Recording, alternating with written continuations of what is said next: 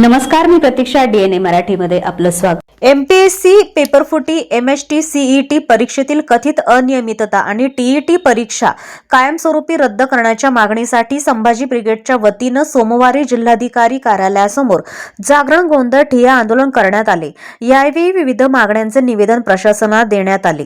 निवेदनानुसार मार्च 2026 मध्ये झालेल्या MPSC पेपरफुटीच्या चर्चेची सखोल चौकशी करून दोषींवर कठोर कारवाई करण्याची मागणी करण्यात आली आहे.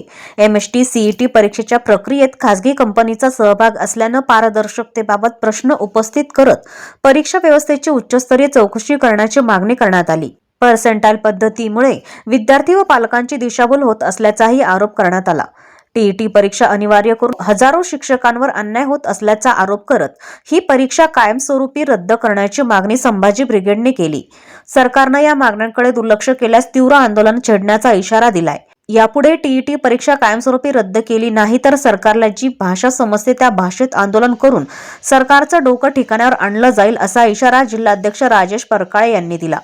राजेश परकाळे यांच्या नेतृत्वाखाली झालेल्या या आंदोलनात संभाजी ब्रिगेडचे निलेश बोरुडे, इंजिनियर श्याम जरे, दिलीप वाळुंज, सद्दाम शेख, विठ्ठल देठे, सचिन काकडे, महेश दानवे, प्रशांत कांबे, योगेश बोरकर, अरविंद गेरांगे, निळकंठ सावंत, महिला अध्यक्ष जयश्री रोहकले, अलकाताई कदम, युवक अध्यक्ष अमोल शेळके, शशी दरेकर, वैभव लालगे, अवी मेढे, संदीप मांढरे, दादा ठोंबरे, शशांक सुरवसे, अच्युत गाडे यांच्यासह विद्यार्थी समृद्धी सासवडे, तनुजा सायबर, ऋतुजा गुंड, प्रतीक्षा अमृते, अक्षदा गुंड, अशोक गुंड, बिभीषण सासवडे, अशोक फाटे, गणेश खुळे, सुजित हजारे, अजित हजारे, प्रतीक फिसके, दीपक सदाफुले, ओम जराडे, महेश कांबळे, जयदीप बनकर आदी विद्यार्थी मोठ्या संख्येने उपस्थित होते. महाराष्ट्रामध्ये आणि देशामध्ये NDAचं सरकार आल्यापासून सर्वसामान्य जनतेचं हित डोळ्यासमोर न ठेवता धनधांडग्यांचं हित जोपासण्याचं काम केलं. दुर्दैव आहे की शैक्षणिक क्षेत्रासारख्या एका अतिशय चांगल्या क्षेत्रामध्ये ज्या त्या ठिकाणी भारताला महासत्ता बनवण्याची क्षमता आणि ताकद आहे,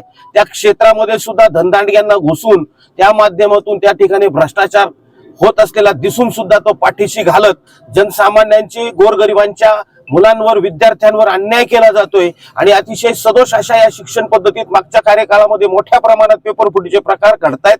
या सर्व बाबी पुढे येत आहेत. असं असून सुद्धा ते दडपण्याचं घाणेरडं कृत्य आणि काम हे सरकार करतंय. याच महाराष्ट्रामध्ये मुलीच्या परीक्षेमधील गुणांच्या फेरफार प्रकरणी एका मुख्यमंत्र्यानं तात्काळ 2 दिवसात हायकमांडच्या सांगण्यावरून राजीनामा दिला होता. शिवाजीराव निलंगेकर, बाबासाहेब भोसले, त्याला म्हणतात नैतिकता.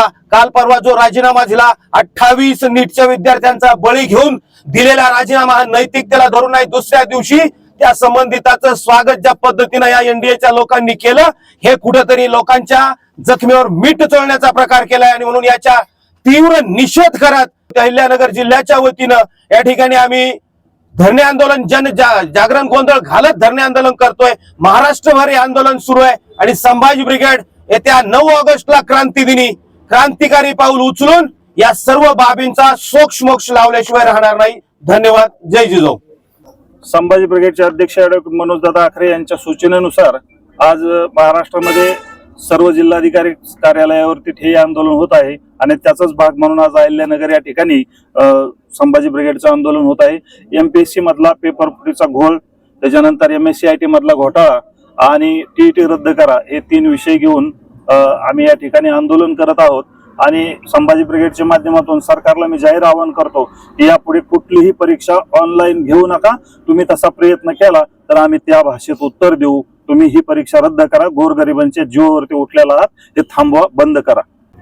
आज अहिल्यानगर जिल्ह्यामध्ये जिल्हाधिकारी कार्यालय यांच्या कार्यालयासमोर आमचे संभाजी ब्रिगेडचे जिल्हाध्यक्ष माननीय राजदादा परकाळे यांच्या अध्यक्षतेखाली आम्ही जे आंदोलन केलं, या आंदोलनाचा उद्देश म्हणजे आज भारत देशाचा आपण कणा पाहिला जो तरुण आहे, हा तरुण KG ते PG इथपर्यंत उद्ध्वस्त करण्याचं काम हे भारत सरकार करत आहे. कुठल्याही परीक्षेवरती आज तरुणाचा भरोसा राहिलेला नाही, कारण की या सरकारने सर्वत्र त्या ठिकाणी भ्रष्टाचार करून या ठिकाणी तरुणाचा विश्वास या यंत्रणेवरचा उडवलेला आहे. म्हणून संभाजी ब्रिगेड या विषयामध्ये काम करून कुठेतरी या तरुणांना न्याय देण्यासाठी या ठिकाणी आंदोलन उभं करत आहे.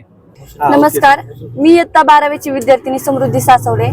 तर आज महाराष्ट्रात भरपूर विद्यार्थी असे आहेत जे उद्याचे स्वप्न पाहून कष्ट करतायत. प्रत्येकाला वाटतं की मी उद्या डॉक्टर बनेल, इंजिनियर बनेल किंवा सरकारी अधिकारी बनेल.